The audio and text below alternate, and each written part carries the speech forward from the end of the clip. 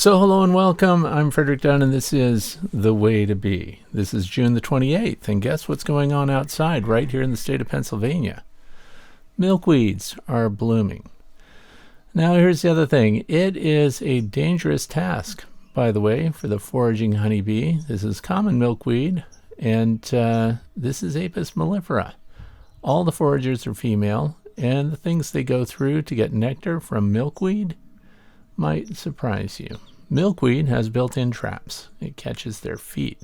Sometimes you might even find a worker honeybee out dangling from a milkweed floret, and she could be lifeless because they're in jeopardy. If you look at the legs of this honeybee, they are trapped. In fact, you'll see that her hind legs are trapped on two different florets. And so the milkweed provides a lot of nectar for the honeybees. They do not need the pollen from the milkweed, but the milkweed needs the honeybee. Let me tell you that for sure. Because as you can see right here, it's an intense physical struggle on the part of the bee to get her feet free after they're trapped on these individual florets. And if you can see these little amber-colored pollen paddles, even though they get attached to the honeybee's feet, the honeybee cannot use them to raise their brood as they do with pollen from other flowers. But the milkweed, if you notice, is most often shown with butterflies.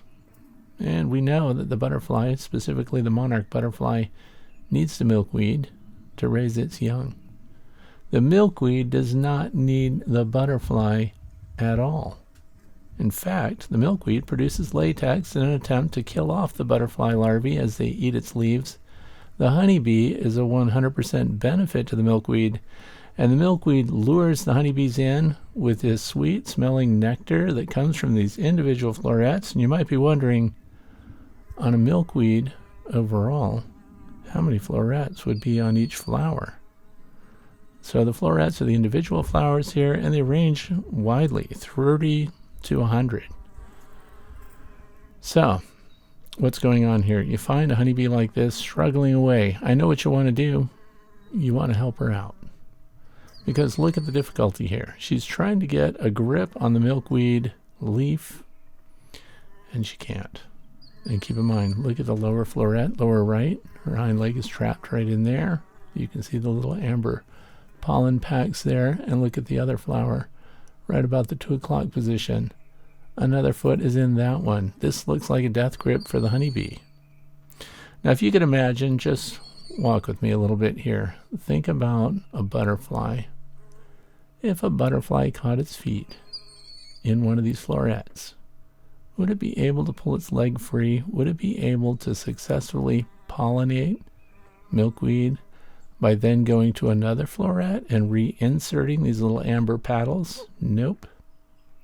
And even though this honeybee is trapped, look what it's doing. It's accessing the nectaries and still getting nectar. It seems like it should be panicking more. In fact, look at the legs that are free. When it goes to reach back onto the leaf, you can see those paddles clearly attached to the feet. This honeybee worker is no novice at this. She's been through it before.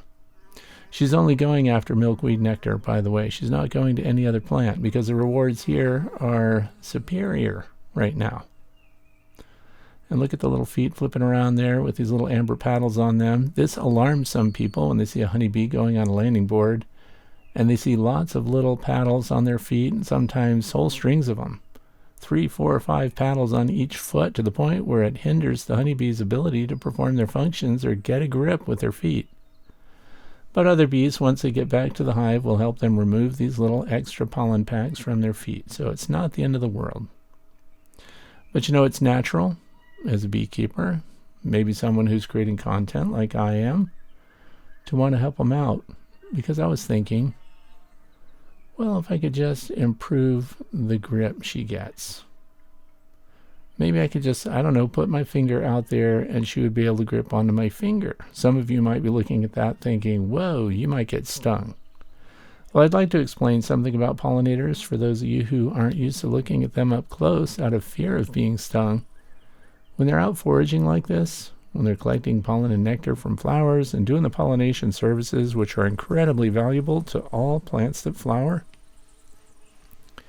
They won't sting you. They're non-defensive. Now, does that mean you can reach over and grab them by the wings and make them your friend? No, they'll sting you then. Of course they will. But if all you want to do is get close and observe them, and I highly recommend that you do, they're aware that you're there. They don't have great eyesight, but they're focused, just as this worker honeybee is. She's focused. Look, her tongue's out. She's trying to get nectar. She doesn't care that her feet are trapped, and that's because she knows she can get away. She can get out on her own. So I want to tell you ahead of time, this is not going to be a doomsday video. We're not going to show you a honeybee hanging lifeless by a leg, trapped in one of these little florets here. She's going to get away. I'll just tell you that ahead of time. But what this does is gives us a really good opportunity to look at the honeybee up close and see how she's equipped. How many eyes do you see? By the way, it's clear that we see the two large compound eyes, but she also has 3 simple eyes called ocella.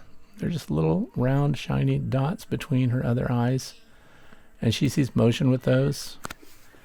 And let's just reach in here and see if I can get her to climb onto my finger. So this demonstrates what? Well, first of all, look at her little toes. She has 4 claws on each foot. But they also have a little pad that sticks out there when they're getting a hold of a smooth surface. It's called the aurolium. It's a little pad that lets them walk up your window if they were inside your house, for example. So I was thinking, let her grip my finger and then she will pull away from the flower. Does she really need my help? Probably not. And it's unsuccessful. But guess what else is going on? Is she trying to sting me? Nope. Is she biting me with those mandibles? Nope.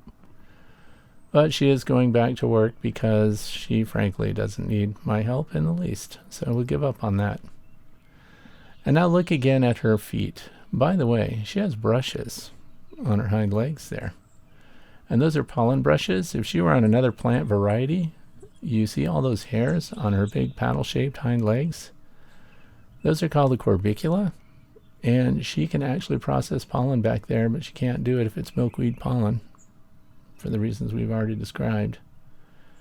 But if she were on another plant, and you might be wondering, will she go from a milkweed, for example, to something that gives her pollen that she can raise brood with, like, I don't know, clover? Because let's face it, there's clover all over this meadow also, white clover. It's ready to go, nectar and pollen. But for this particular forager, the milkweed nectar is far more valuable. So she's floral constant, which means she's only going to go after milkweed, even knowing that as she gets on these milkweed flowers, it will potentially trap her feet and make life very difficult. But the reward exceeds the risk. So she will only go to milkweed on these flights. And other bees, other foragers from the same colony are out and about taking care of things like the clover. So I hope that you enjoyed watching this. I don't want you to be concerned, but when you see bees on flowers, get close, take a look. Even bumblebees are passive when they're getting nectar. Thanks for watching. I'm Frederick Dunn, and this has been The Way to Bee.